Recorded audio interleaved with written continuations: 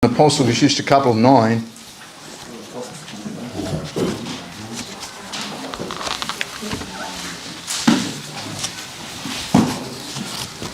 Ich möchte sagen, wir haben hier wirklich was Besonderes. Wenn der Herr uns gerettet hat, hat das in einer besonderen Art und Wesen hier getan. Und wir sollen das nicht unterschätzen. Der Herr hat eine mächtige Arbeit getan an uns. In Apostelgeschichte Kapitel 9, ich lese ab Vers 1 bis 16. Saulus aber schnaubte noch mit Dreuen und Morden wieder die Jünger des Herrn und ging zum Hohenpriester und bat ihnen um Brief gegen Damaskus und an die Schulen, auf das, so etliche dieses Wegs finde, Männer und Weiber, sie gebunden führte gegen Jerusalem. Und da auf dem Wege war und nah an Damaskus kam, umleuchtete ihn plötzlich ein Licht vom Himmel. Und fiel auf die Erde und hörte eine Stimme, die sprach zu ihm, Saul, Saul, was verfolgst du mich? Er aber sprach, Herr, wer bist du? Der Herr sprach, ich bin Jesus, den du verfolgst. Es wird dir schwer werden, wieder den Stachel lecken. Und sprach mit Zittern und Sagen, Herr, was willst du, dass ich tun soll? Der Herr sprach zu ihm, stehe auf und gehe in die Stadt, da wird man dir sagen, was du tun sollst. Die Männer aber, die seine Gefährten waren, stunden und waren erstarrt, denn sie hörten eine Stimme und sahen niemand. Saulus aber richtete sich auf von der Erde und als seine Augen auftat, sah niemand. Sie nahmen ihn aber bei der Hand und führten ihn gegen Damaskus. Und war 3 Tage nicht sehend und aß nicht und trank nicht. Es war aber ein Junge zu Damaskus mit Namen Ananias. Zu dem sprach der Herr im Gesichte Ananias und sprach, hier bin ich, Herr.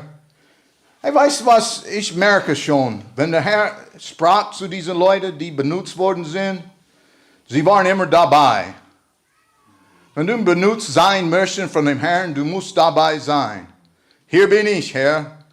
Der Herr sprach zu ihm, steh auf und geh hin in die Gasse, die da heißt die Richtige, und frage in dem Hause Judas nach Saulus mit Namen von Tarsus, denn siehe, er betet und hat gesehen im Gesichte einen Mann mit Namen Ananias zu ihm hineinkommen und die Hand auf ihn legen, dass er wieder sehen werde.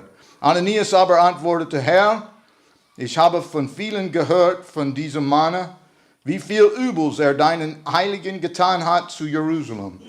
Und hat all hier Macht von den hohen Priestern zu binden, alle, die deinen Namen anrufen.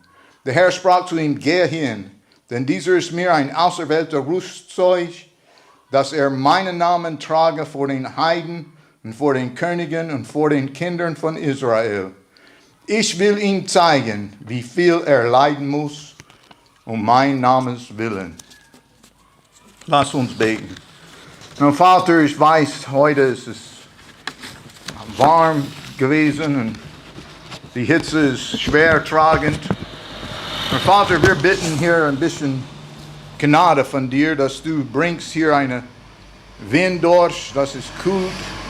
Und Vater, dass du mir Wörter gibst, die hier ermahnen und sprechen und Vater helfen und stärken. Und Vater, du weißt schon mein Herz. Ich möchte niemanden verletzen. Wir bitten, dass du deinen Weg in diese Predigt hast. Und wir werden dich dafür lobpreisen und danken. In Jesu Namen. Amen. Amen.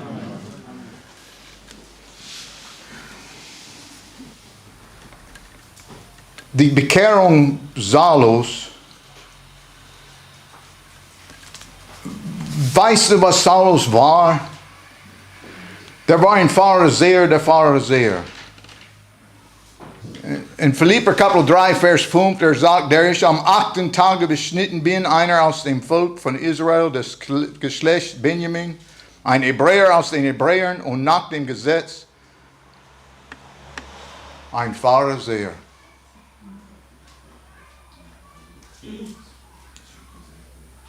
Paulus, der Pharisäer, Weißt du, die Pharisäer in der Bibel, die haben zwei Möglichkeiten beschrieben.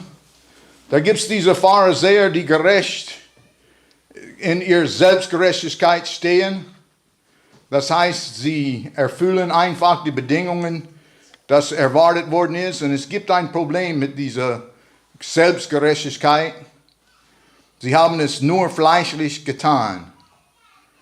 Und bei unserem Dienst zu dem Herrn, egal, Neue Testament, Alten Testament, egal, unser Dienst zu dem Herrn, es geht nicht, wie ein Mensch sieht. Wenn es geht, wie ein Mensch sieht, es bezieht sich nicht um den Dienst des Herrn. Der Mensch sieht, was vor Augen ist, aber der Herr aber sieht das Herz an. Das Ergebnis von dieser Selbstgerechtigkeit inwendig waren die Leute noch unrein. Matthäus Kapitel 23, Vers 25, es beschreibt die meisten Pharisäer. Wer euch Schriftgelehrte und Pharisäer, ihr Heuchler, die ihr die Becher Unmäßigkeit, die ihr die Becher und Schüsseln außen reinigt, inwendig aber sind sie voller Raub und Unmäßigkeit. Du blinder Pharisäer, reinige zuerst das Inwendige des Bechers und der Schüssel, auf das auch das Auswendige rein werde. Na, das ist der Fall der meisten hier von der Pharisäer zu Jesu Christi Zeit. Sie haben nur auswendig hier. Sie meinten, dass sie gerecht war, weil sie sahen gerecht aus.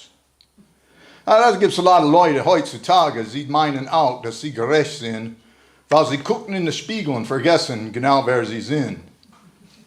Und die sind nicht gerecht.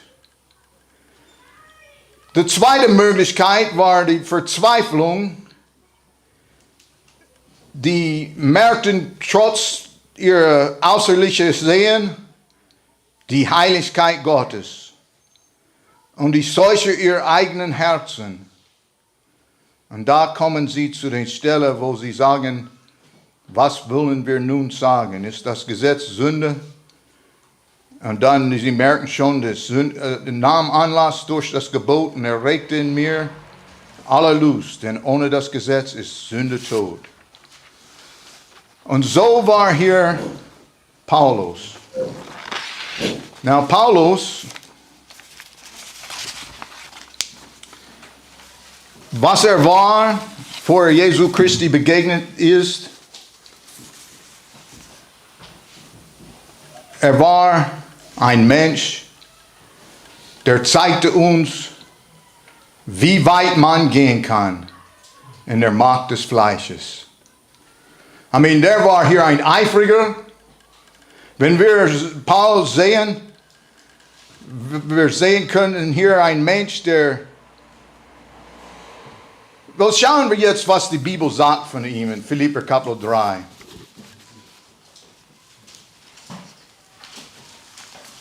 Nun, es ist sehr wichtig, dass wir ein Bild von Paulus haben, um diese Predigt hier ins Luft zu bringen.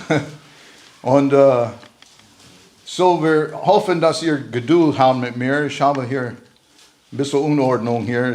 Deutsche Ordnung herrscht nicht in dieser Botschaft.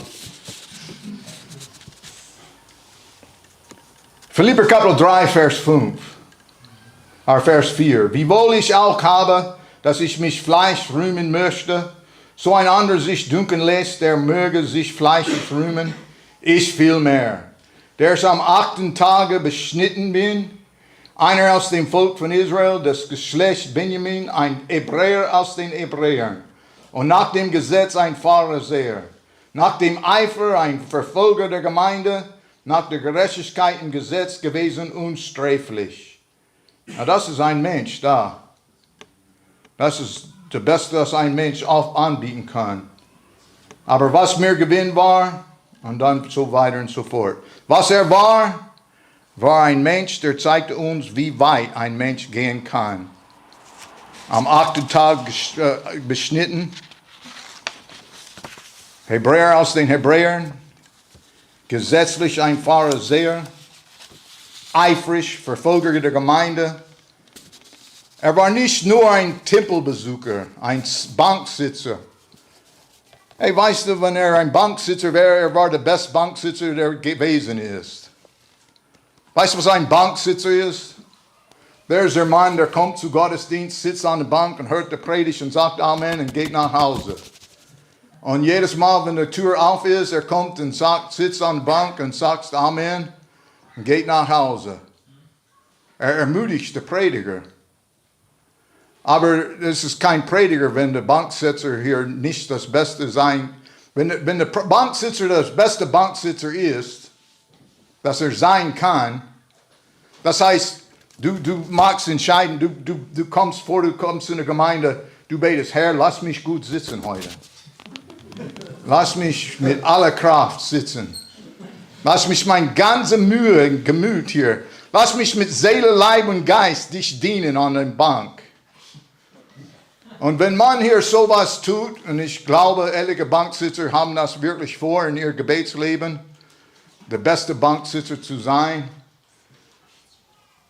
und die bleiben hier auf der Bank, der Prediger ist kein Prediger.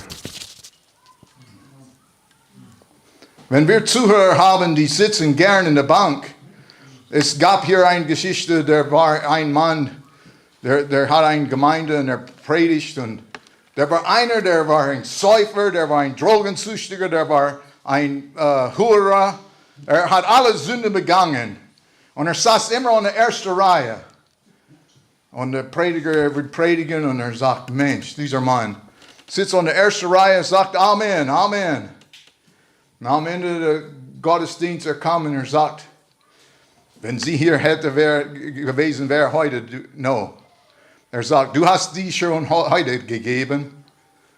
Und der Prediger sagt, Mensch, meint, das ist Prediger zu anderen, ich predige zu ihm.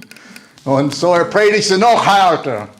Und predigt noch lauter und mehr stärker. Und nimmt ihn alles, als hier ein heiliges Kind seines Mutters. Und die Leute sind langsam hier verschwinden. Alle die guten Leute sind hier weg. Und endlich ist es nur ihm und der Prediger. Und er sagt, das ist die letzte Reihe hier. Er gibt ihm alles, was er geben kann. Und er kommt zu ihm und sagte, wenn sie hier wäre heute, sie hätten es schon erhalten.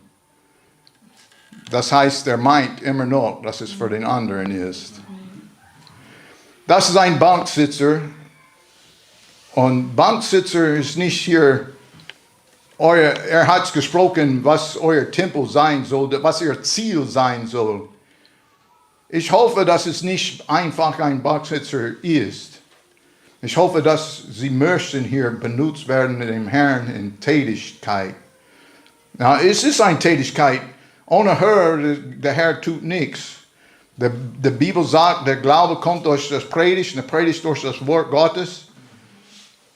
Wir brauchen Banksitzer. Aber wir brauchen Leute, die nicht bleiben auf der Bank.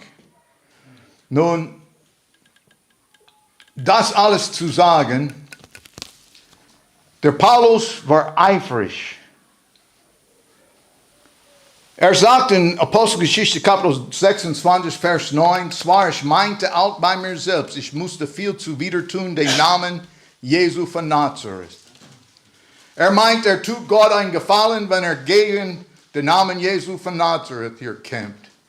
Wie ich denn auch zu Jerusalem getan habe, da ich viel Heilige in das Gefängnis verschloss, darüber ich Macht von den hohen Priestern empfing, und wenn sie erwürgt wurden, half ich das Urteil sprechen. Und durch alle Schulen peinigte ich sie oft und zwang sie zu lästern und war überaus unsinnig auf sie, verfolgte sie auch bis in die fremden Städte. Das ist Paulus. Vorher Paulus ist Saulus. Das ist, was er war, bevor er Jesu Christi begegnet hat. Er war ein Fanatiker, unsträflich, nach der Gerechtigkeit im Gesetz. Er war ein Straßenprediger, der würde hier niemals hier rückziehen, von hier Laute hier zuhören. Er machte zu sehen ein schönes Vorbild. Keiner von uns wird zweifeln, ob im Himmel eintreten wird oder nicht. Wir hätten alle stundenlang zu seinen Füßen sitzen und lernen.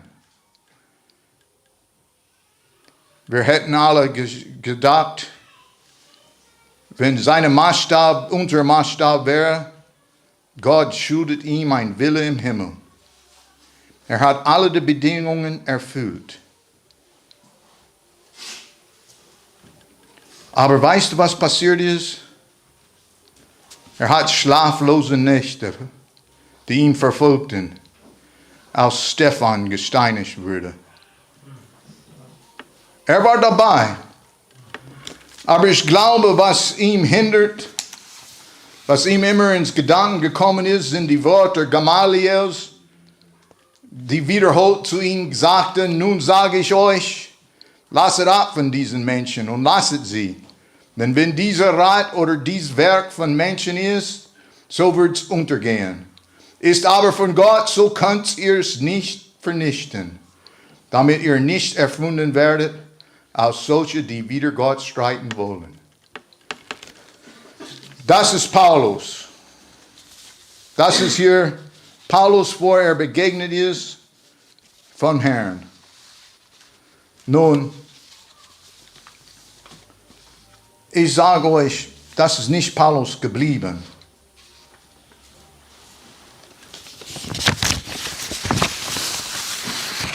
Er schnaubte in unserem Text in Apostelgeschichte Kapitel 9, er schnaubte noch mit Dreuen und Mordern wieder die Jünger des Herrn.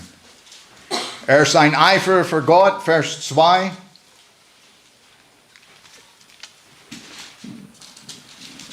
Bleibt mit mir eine kurze Zeit. Es wird kurz. Er bat Briefe gegen Damaskus an die Schulen, auf dass so etliche dieses Wegs fände, Männer und Weiber, er sie gebunden führte gegen Jerusalem. Er peinigte sie zu Lästerung. Er ist von einem Meister aber geschlagen, in Vers 3 und 4. Da kam einer, der merkte, wer er ist und wie er ist, und erkannte sein Problem. Na, ich sage euch, an dem Tag hat Gott einer draufgegeben. Der hat ihm wehgetan. Wenn du in deinem Stolz hier ein Pharisäer bist, und plötzlich musst du vom Hand hier gehalten werden, du musst den, der du verfolgt hast, sagen, was willst du, Herr? Herr, wer bist du? Ich bin Jesus, den du verfolgst. Es wird dir schwer werden, wieder den Stachel legen. Ich sage euch, Gott gibt uns ein Beispiel von einem Mensch, der geschlagen würde von dem Wort Gottes. Das Schwert hat ihn tief gedrungen. Tief gedrungen. Oh, er ließ das setzen auch. Er ließ das setzen. Überleg's mal. Der Herr sagt ihm, steh auf und geh in die Stadt. Da wird man dir sagen, was du tun sollst. Jetzt, er bietet nicht sich an, hier die Christen zu folgen. Er wartet auf einer, ihm zu sagen, was er tun soll. In Vers 8, er richtete sich auf von der Erde. Hey, weißt du, ich sage euch, das Problem heutzutage ist, Menschen können nicht den Schlag dulden, das der Herr manchmal geben will. Der Herr schlägt. Saulus aber richtete sich auf von der Erde. Und als er seine Augen auftat, sah er niemand. Er stand auf. Kannst du dich vorstellen, er ist in einem Boxenring. Er ist runtergehauen. Und er steht auf und er fängt an hier. Er will noch, nein, das war nicht seine Statur. Er sagte, er richtete sich auf von der Erde und als er seine Augen auftat, sah er niemand. Sie nahmen ihn aber bei der Hand. Er bot ihnen seine Hand und ließ ihn führen gegen Damaskus. Und war aber ein Jünger zu Damaskus mit Namen Ananias, zu dem sprach der Herr. Nun, das war Paulus ein großer Schlag. Aber Paulus ist nicht K.O. Er ist neu geboren. Er ist wiedergeboren, er ist ein neuer Mensch. Und jetzt ist er bereit, Befehl zu nehmen für meinen neuen Befehlgeber. Der Herr sagt in unserem Text in Vers 11, siehe, er betet. Siehe, er betet. Gebet ist Gemeinschaft zwischen ein sündiger Mensch und ein heiliger Gott. Gebet wird durchgeführt vom Geist Gottes und es ist übernatürlich. Das ist nicht, was ein natürlicher Mensch hier tun kann. Gott ist ein Geist und denen, die ihm anbeten, die müssen ihm in Geist und in der Wahrheit anbeten. Und das ist, wie hier Paulus sich findet. Er muss im Geist Gottes zu ihm kommen. Die Aufgabe, die der Herr uns gegeben hat, ist übernatürlich. Der Herr gibt uns so einen Mensch wie hier Saulus, eine unmögliche Möglichkeit. Das ist wirklich, kannst du dich vorstellen, so ein Mensch sich bekehren und dann den großen Diener des Herrn sein? Dass er den Herrn dienen wird? Nach so einer Demütigkeit?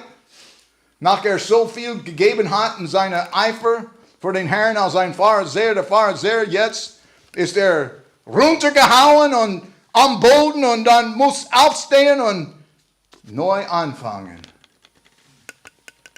Aber Paulus kennen wir. Jesus kennen wir, Paulus kennen wir. Aber diese Juden, die hier probiert, den Teufel auszutreiben, kennen wir den Namen nicht. Weißt du, was der Herr gibt uns zu wissen? Die Aufgabe, die er uns gegeben hat, ist übernatürlich. Der Bruder Manuel hat mehrmals gesagt heute, ihr seid Botschafter an Christi Stadt. Ihr seid Botschafter an Christi Stadt. Denn Gott war in Christus und versöhnte die Welt mit ihm selber und rechnete ihnen ihre Sünden nicht zu und hat unter uns aufgerichtet das Wort von der Versöhnung.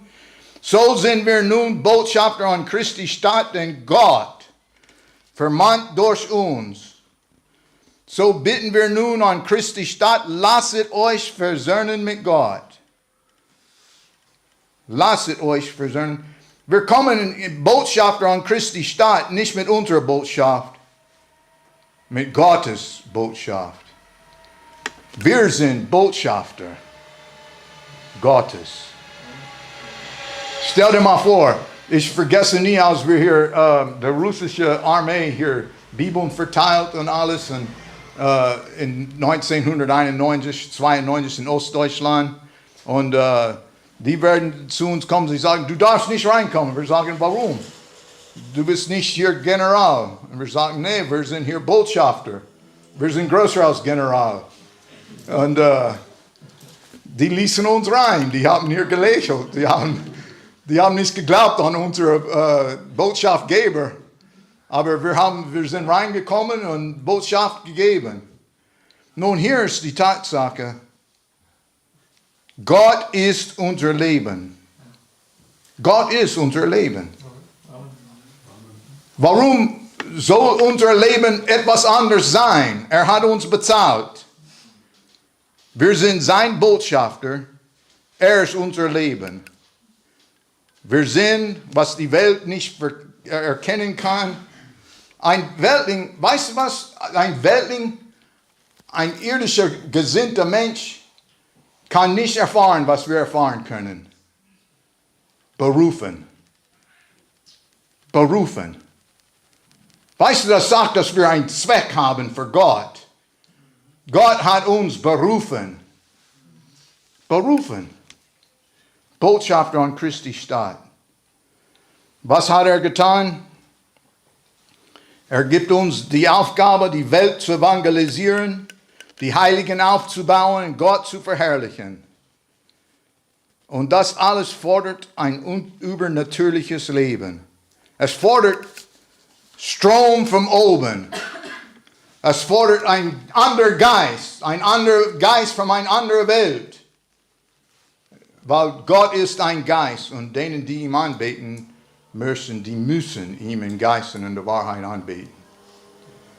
Matthäus Kapitel 28, Vers 20 sagt, und lehrt sie halten alles, was ich euch befohlen habe, und siehe, ich bin bei euch alle Tage bis an der Weltende. Sogar der allmächtige Gott ist bei uns bis zu Ende. Für Gott zu leben ist übernatürlich. Wir haben übernatürliche Anweisungen. Geht hin in alle Welt und predigt das Evangelium aller Kreatur. Das fordert eine Menge Sachen von uns. Es fordert Glauben. Es fordert Gehorsam. Es fordert Abhängigkeit an den allmächtigen Gott.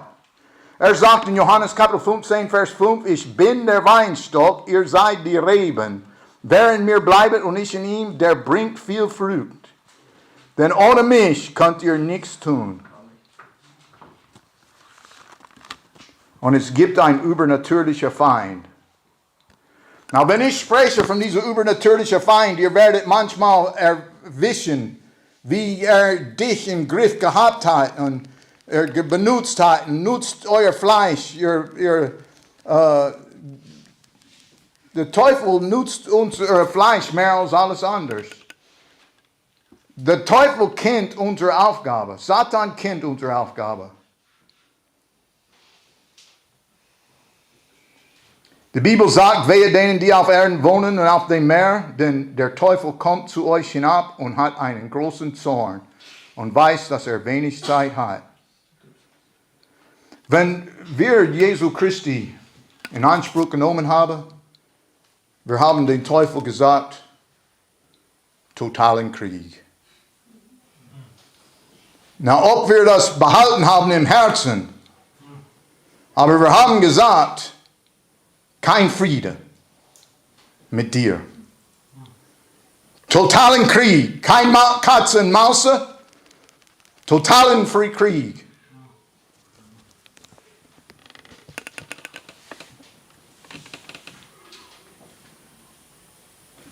Der hat das mehrmals gesagt heute.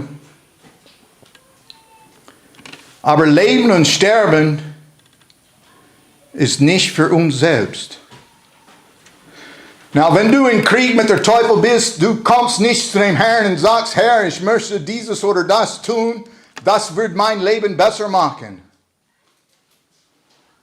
Versteht ihr? Du betest, wie der Herr Jesu Christi uns gezeigt hat. Nicht mein Will, sondern dein Will geschehe. Ich sehe Christen heutzutage in dieser Laodicean-Zeit, ihr Gebet ist hier nur mich. Ich klage keiner an. Aber wenn du entscheidest, wo du wohnst, wenn du entscheidest, wie du den Herrn dienst, ohne eine Zeit zu nehmen ins Gebet und fragen dem Herrn, hey, weißt du, der Herr hat mir berufen zu Deutschland. Ich wollte nicht nach Deutschland kommen, wenn der Herr mir nicht kommen möchte. Und ich habe vorsichtig hier gefragt und gebetet und den Herrn gebeten, gib mir einen Vertrag aus etwas zuverlässig ist, aus dein Wort. Und der Herr hat mir einen Vertrag gegeben aus 2. Mose, Kapitel 4.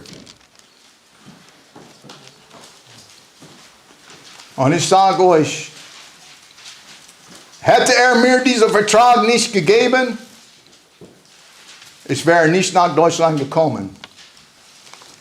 Und wenn er diesen Vertrag mir nicht gegeben, Ich glaube, wenn ich nach Deutschland gekommen hätte, ich hätte nicht lange geblieben. Na, das Ziel ist nicht zu bleiben. Das Ziel ist hier zu dienen. Ich bin nicht zufrieden mit meinem Dienst. Es ist eine Sache zu ausfinden, wo der Herr möchte, dass du bist. Und dann die nächste Frage ist, was du tun sollst, wenn du da kommst. Und ich bin nicht zufrieden. Aber der Herr sprach zu Mose und Mose hat sich unqualifiziert gefühlt als Missionar. Und der Herr sagt zu Mose, was er tun möchte. Und Mose sagt in Vers 10, ach mein Herr, ich bin je nicht wohl bereit gewesen, seit der Zeit du mit deinem Knecht geredet hast. Denn ich habe eine schwere Sprache und eine schwere Zunge. Na, ich weiß nicht, ob ihr meine Sprache und meine Zunge hört, aber es ist schwer. Manchmal ist es zu leicht, aber es ist schwer. Und der Herr sprach zu ihm, wer hat den Menschen den Mund geschaffen? Oder wer hat den Stummen oder Tauben oder Sehenden oder Blinden gemacht? Habe ich nicht getan, der Herr? So gehe nun hin. Ich will mit deinem Munde sein. Ich ging hin, wo der Herr mir sagte zu gehen, und ich ging nicht weg, bis er mir sagte, an eine andere Ortstelle zu gehen. Ich kenne Christen, sie suchen hier eine neue Stelle. Jeder andere Wind bläst. Jedes Mal der Wind bläst in eine andere Richtung, sind sie berufen, irgendwo anders zu gehen. Weißt du, das schwerste Jahr meines Lebens war, als ich kam von der Marine aus, meines christlichen Lebens. Als ich von der Marine kam und ich suchte Arbeitsstelle. Und ich fand Arbeit, aber ich konnte nicht hier zufrieden sein mit, weil der Herr hat mir berufen zu predigen. Aber das war eine schwere Jahreszeit. Und ich wusste nicht, was ich tun soll. Aber weißt du, der Herr hat mir gesagt, was ich tun soll. Und wenn er mir gesagt hat, ich habe gehört. Da war etliches anderes, das ich tun wollte. Der Arbeitgeber, der ich gehabt hatte, er brachte mir, ich sagte, hey, ich muss zur Bibelschule gehen. Der Herr hat mir berufen, ich weiß 100%, ich kann nicht mehr zufrieden sein mit deiner Arbeitsstelle. Er sagte, komm hier. Er fuhr mir zu den Ford Dealership. Da war ein nagelneuer Pickup-Truck. Und er sagte, mit AC und voll beladen, er sagte, ich kaufe dir das. Er sagte, nein, das ist nicht für mich. Aber es war eine Versuchung. Weißt du, was ich möchte sagen, du musst aufpassen, dass du nicht hier dein Will vor Gott stellst. Dass du Gottes Wille an erster Stelle. Und ich habe keiner in diesem Raum hier in Gedanken. Ich weiß nur, dass der Teufel will uns heften, will uns einketten zu einer Stelle, wo Gott nicht nutzen kann. Wir haben Leben und Sterben nicht für uns selbst. Wir sind berufen, gegen den Fleischeslust, Augenlust und hoffärtiges Leben zu kämpfen. Jakobus Kapitel 1, Vers 14 sagt, ein jeder wird versucht, wenn er von seiner eigenen Lust gereizt und gelockt wird. Danach, wenn die Lust empfangen hat, gebiert sie die Sünde. Die Sünde aber, wenn sie vollendet ist, gebiert sie den Tod.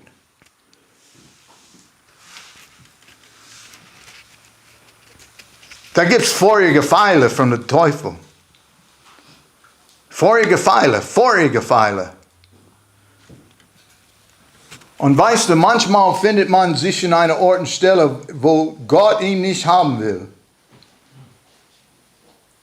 Das ist, wo Saul sich gefunden hat in Apostelgeschichte Kapitel 9. Gott hat ihn gefunden in einer Stelle, wo er nicht gefunden werden wollte. Aber Paulus ist nicht aufgehört in seinem Eifer. Er hat das abgegeben zu den richtigen Herrn. Er fand sich ein Bibelgläubiger und er übernahm hier die Verantwortlichkeit, sich zu Gott zu gehen und fragen Gott. Du findest ihn in der Buch Apostelgeschichte, der geht überall als Missionar betend, was er tun soll.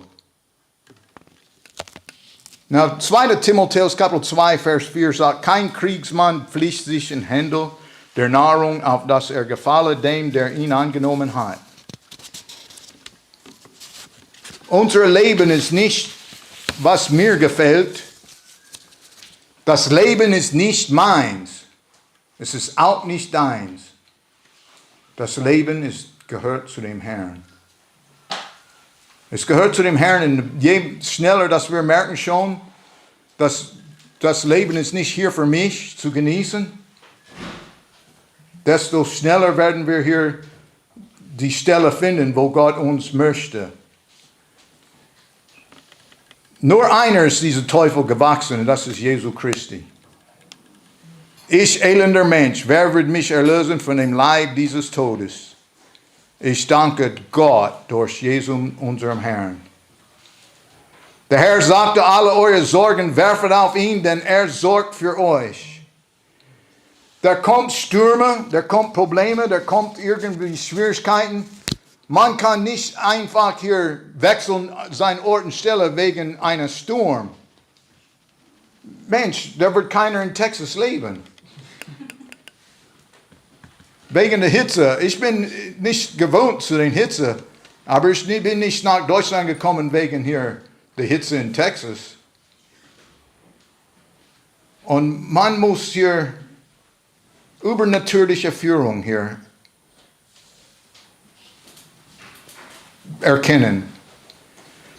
In Johannes Kapitel 16, Vers 13, es sagt, wenn aber jener, der Geist der Wahrheit kommen wird, der wird euch in alle Wahrheit leiten. Denn er wird nicht von ihm selber reden, sondern was er hören wird, das wird er reden, und was zukünftig ist, wird er euch verkündigen. Es gibt übernatürliche Versorgung. Was wollen wir denn hierzu sagen? Ist Gott für uns? Wer mag wider uns sein? Welcher auch seines eigenen Sohnes nicht hat verschont, sondern hat ihn für uns alle dahingegeben, wie sollte er uns mit ihm nicht alles schenken? Na, alles, was ich heute gesprochen habe, wegen hier Saul, war zu zeigen, wie übernatürlich sein Leben war. Wer hätte erwartet, so eine religiöse Hoheit, so einen niedrigen Fall zu haben, wieder aufzustehen und das Evangelium verbreiten, überall. Aber der hat es getan. Nun, wenn der Herr passt nicht zu deinen Gefallen, schluck es ein und denk about hier, wie es nicht gefallen hat hier Saul, als er nicht sehen konnte, bei der Hand geführt werden musste von denen, die er verfolgt hat. Und überleg's mal, wie er das überstanden hat. Das ist mit einem bußfertiges Herz und sagt mal, Herr, sei mir ein Sünder gnädig. Siehe, er betet. Nun, Vater,